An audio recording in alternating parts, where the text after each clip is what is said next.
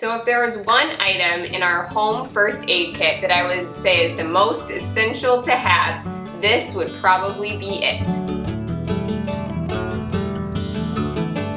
So today I'm going to show you how to make a DIY drawing salve. So a drawing salve is basically exactly as it sounds. It's used to draw out toxins out of the blood and get them out of your body. And so drawing salves are awesome for things like bug bites, specifically ticks and bees we love to use it for, but it can also be really good at drawing things out like splinters that get in the blood that you are having a hard time getting out. And so, or even like glass that can get stuck in there. So we love this drawing salve. So last year, it was a crazy year. So we saw we had so many ticks on us, more than we had ever seen before. And so I was so thankful to have this drawing salve on hand, because as soon as we saw one of those ticks, we would instantly pull it off and we would get this drawing salve on the spot where that tick was.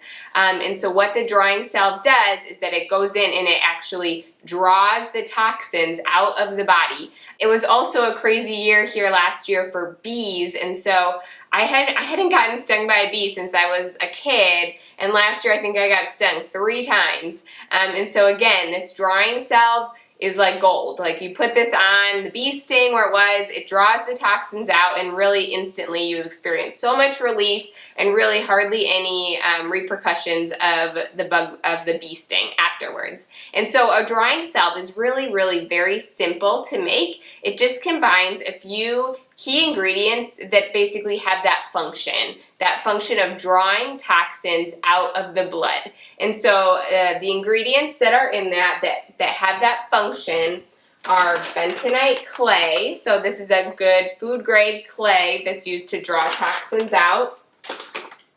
Activated charcoal is another one. And then the third is plantain, actually. And so this is optional. If you don't wanna infuse olive oil in plantain, you can just use regular olive oil along with your bentonite clay and your activated charcoal as your drawing salve.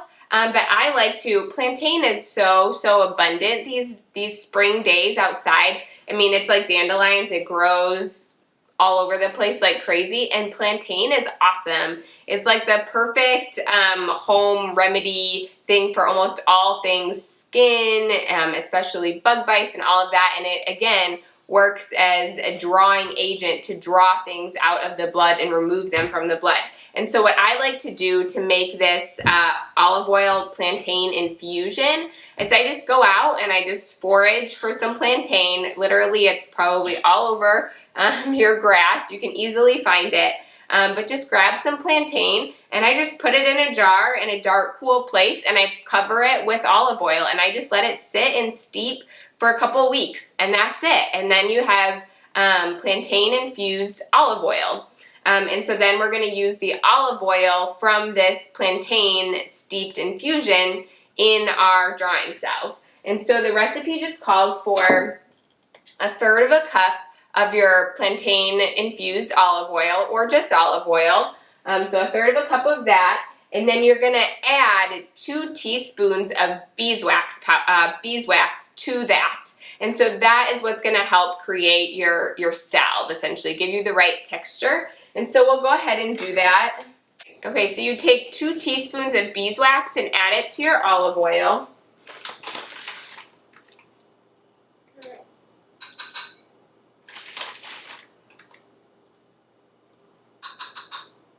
The beeswax is what's going to give it the nice texture of the salve, and so you just want to heat this up.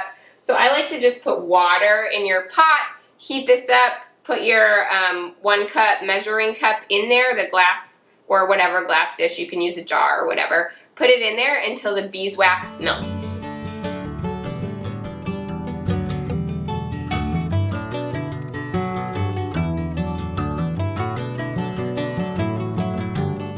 Okay, so after your beeswax has melted in your olive oil, then you're gonna stir in your bentonite clay and your activated charcoal. So I just do 1 tablespoon of each. The ratios of this recipe are pretty forgiving, and so if you want to do a little more, that's fine. But I just yeah, this is just what works for me. It's 1/3 cup of olive oil, 2 teaspoons of beeswax, and then a tablespoon each of the bentonite clay and the activated charcoal. So we'll go ahead and add those in.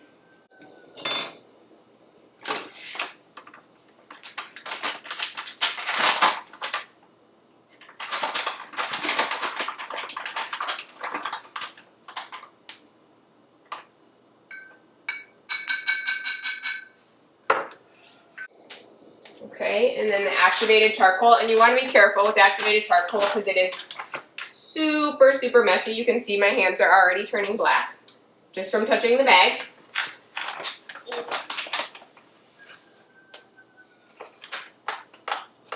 This is what's going to give your drawing salve, or black drawing salve as some people call it. The nice black color is your activated charcoal. But yeah, so stir in that. And then you can feel free to add essential oils if you want. Some good options are lavender and tea tree oil. Can also be helpful to the drawing salve. I'm not going to. I'm going to leave mine just plain, but you definitely can if you want them. If you want it to be scented. But after this is all come together, then you're going to go ahead and you're going to pour it in either glass jars or containers. I just got these little jars with lids. These are just 2-ounce jars with lids on Amazon. Just a bunch of them to put it in. So go ahead and pour your drawing salve in there, and that is it. And so then it'll be all ready for you for anytime you get a tick bite, a bee sting, or have a bad splinter that you need to take out. This stuff is perfect. So what we do to apply it is just go ahead and put it on the wound, wherever it is, rub it on the wound, and it's black and it's messy. So we go ahead and rub it on, cover it with a Band-Aid, and then just let it sit like overnight to just let that drawing salve do its thing to absorb into the skin, into the blood, and to remove the toxins out. And then in the morning, you can go ahead, wash it off, take it off, because it is, obviously, it's black, it's messy. So a Band-Aid helps, but you want to give it time to sink in, to do its thing, and then the next day, take it out and wash it off, and you're good to go. And so this one, again, has been a lifesaver for us. We used this so many times last year. Anytime any of these things happened, it was, where's the drawing salve? We got it out, and it worked so well. Okay, so that is your DIY drawing salve. Again, it's super easy and so handy to have in your natural medicine cabinet. So we hope you love this one as much as our family does. If you're interested in learning more natural remedies, homestead how-tos, and nourishing recipes, we'd love it if you'd subscribe to our channel below, and we'll see you in the next video.